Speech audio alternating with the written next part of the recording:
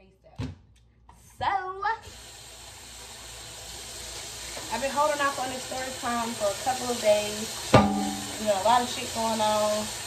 It was just Pink Friday. Shout out to the Chinks. If you know, then you know. Kansas City bound. And yes, we did win yesterday. So let's take a moment for the Chiefs. Chiefs! Because we kicked some ass yesterday. And like I told my uncle and to all those who just prayed on their downfall, we always like to make y'all seem like y'all doing some shit.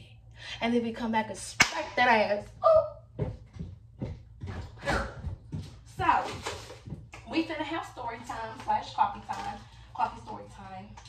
So what I'm gonna do is start telling my stories in my kitchen. I'm gonna make sure I have me some coffee or a tea. And we just gonna take it from there. Got my delight. Don't judge me. Yes, I put a lot of coffee in there. I mean, a lot of creamer in there. I like my coffee white. Okay, basically. Go ahead and make my. While I'm doing this, y'all could be doing y'all's because, baby, my coffee cup don't get made. Okay. Move all this shit out the way. I ain't gonna front for you, baby. Keep it a buck. Okay, so story time about how I fought a grown woman while I was 14. Now, before y'all get in the comments talking shit or she was bad, her parents wasn't watching her, and listen, if anybody know my parents, they know my parents is very strict. It was a lot of stuff we got to do, was a lot of stuff we didn't get to do.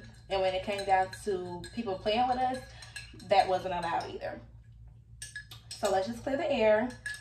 And yes, I was around my parents when this happened, and no, they did not see it about to start, nor did they see how it happened. They came to me after the fact. So let's start off with the bowling alley name was A Enough Strike It's There. And back in the day, my parents, and still to this day, are bowlers. Like, they're professional bowlers. They bowl on a league every Friday. That's always been their thing since I was like a good young, very, very young. I was very young when they first started. So we were at the bowling alley, and it was some stuff going on between this grown woman and I, but as a kid, you don't think really nothing of it. But at the same time, the type of kid I was, like, one, I'm an Aquarius, so I'm always ready to be like, you know what I'm saying? Don't play with me. Two, you peep and you can tell when a motherfucker hated on you. Either hate on you or don't like you just because, or they just got a problem with you just to have a problem. She was that type of bitch. So, I was very close to most of the workers there. Everybody at the bowling alley that we always go to are very close to each other. Meaning everybody from lane 1 to 50 or whatever, however far the lanes go. Me and my family know everybody, and everybody knows me and my family. So we were all like this. This newcomer family, it was her daughter. It was her, the daughter, the one that I fought, the mom, the dad, and some nice, handsome black young man with some locks that played on their team. No, he was not her man. Yes, I was being fast looking at him, but he was looking back, so it wasn't my fault. Anyway, so I'm not really thinking nothing of the girl. Again, she's grown, so, you know, some Fridays go by, then I come back, and so one of my homegirls works behind the counter, and she had her shake there. So I'm like, I'll take it to her. I'm going to the room that's like kind of cornered from where she was sitting. So I'm like, I'll drop it off to her. Ain't no big thing. She's like, you sure? I'm like, yeah, I got it. And don't bother me. Again, the grown ass woman had a problem with me, the 14-year-old, and I just didn't give a fuck. So I dropped off her stuff, and I'm like, here's your milkshake. And I drop it off, and then I turn around, and I walks off. As I'm walking off, I hear heavy-ass footsteps, and I hear a chair slam against the table. You know how somebody, like, push in their chair, but they do it forcefully? And that's what she did.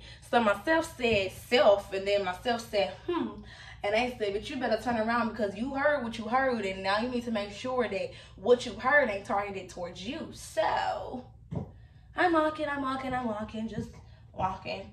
And we're close to the entryway, the front checkout where you get your shoes, you pay for your shit, and we're by the game room. Now my family is diagonal from where we were about to fight, but again, they were bowling. They didn't even know none of this shit was happening. So she walks up on me, and I turn around, and I'm like looking at her like, what's the problem? She was like, hold on, let me reenact this shit. You got a motherfucking problem with me? You got a motherfucking problem with me?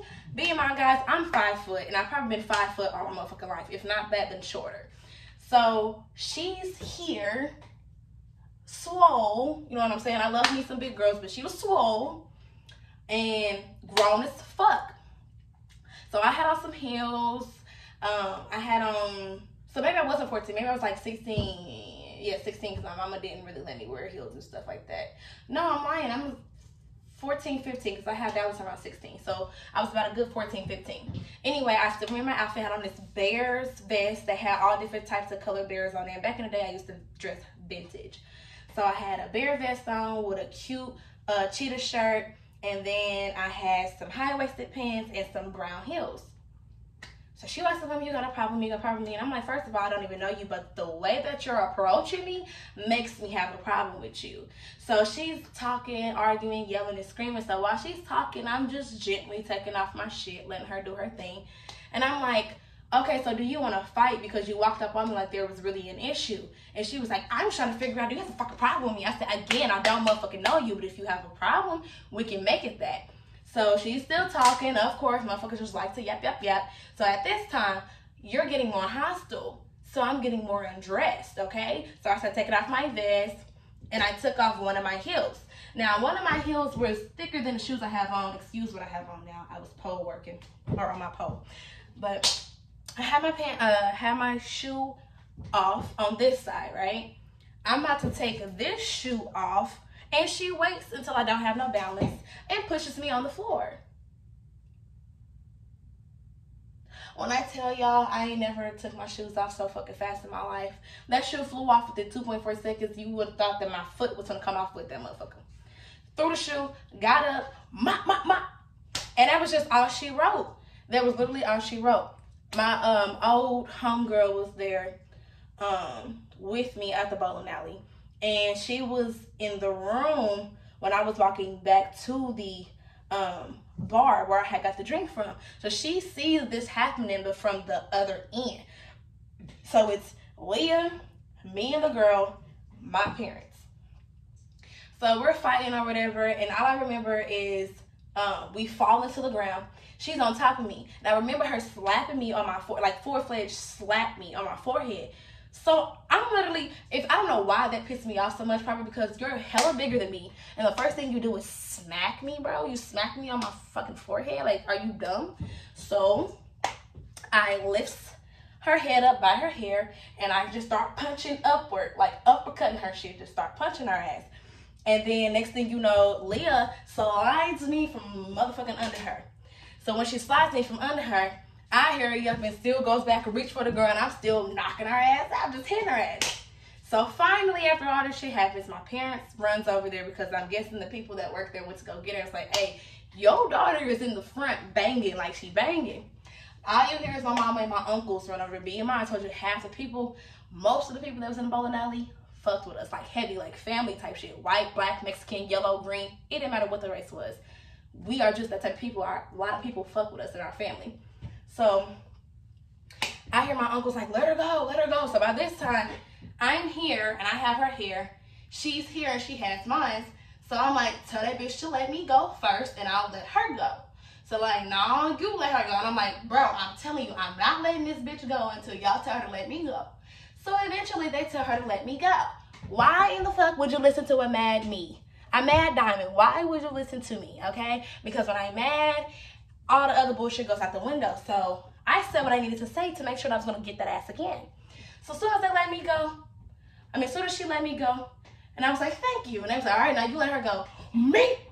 I started uppercutting her. You shouldn't have started with me. So all this shit happened over a milkshake, and low-key because you were upset that another grown man found me attractive at the age that I was at. Yes, that's creepy, but you're really mad over that? Are you kidding me? Like, you're grown as fuck, and you're mad. You're just mad, like mad. So eventually we dispersed. They go outside. I start walking around like I'm calm. But low-key, I'm still looking for her because they ended up taking her either to the back or outside. By the time I turned around, which was away from the door, I didn't know where the heck took the girl. All I know is they put her out my sight. So I'm walking back and forth, pacing, making it seem like I'm calming down, but no, I'm really looking for her. So eventually I goes outside and I see her posted on the wall. So she's posted on the wall with one of her feet up, and she's talking, and that bitch this, that bitch that. But at this point, she's talking to my mom and she's talking to my dad. So now I have another problem with you. I don't give a fuck what your problem is with me. Don't address me, don't talk to me, don't cuss about me, or don't even cuss to my parents involving me. You still talk to them with respect. I don't give a damn what your issue is. So while she's doing that, I'm like, okay, so do you want some more? Because all this is too much for me. So she was like, yo, come on, before she can get, come on, I goes up on her, we start fighting again. Her mom hits me. Now my mom's involved. So next thing you know, I hear my mama like, I know you ain't just hit my daughter. I know you just hit my daughter. Hits me. But before all this even took place, I'm guessing there was a white man out there that was her dad. So she was Mexican. Her mom was like Mexican and white. And I think her dad was full white. So he's outside. Before I even come out there, my mom's trying to figure out what's going on, what happened exactly. So he's like, I can tell you what happened. I can tell you what happened. Ask me. So my mom's like, okay, well, what happened? He goes, I don't have to tell you a motherfucking thing. And blows his cigarette in my mama's face. Wrong motherfucking idea. What you didn't know is that that nice black tall man that's standing right behind her was my dad. So in the midst of all this going on, my mama about to beat this lady ass. I'm fighting the daughter, and my dad cracks the fuck out of this man. Like, full-fledged breaks his jaw. He was right in front of the window, so he ended up breaking the jaw and knocking the dude into the window. Like, one punch. Then next thing you know, the dude tried to take off running, so my daddy had to grab him by his shirt and had him in the head like this. Y'all, it was just so much going on. The police came. Of course, we had to get up out of there. But, y'all, that night was so lethal. When I tell y'all that is the most memorable fight that I've ever had, that's the most memorable fight. Because I don't fight for real. I don't fight. I'm a grown woman. I'd rather talk to you like an adult.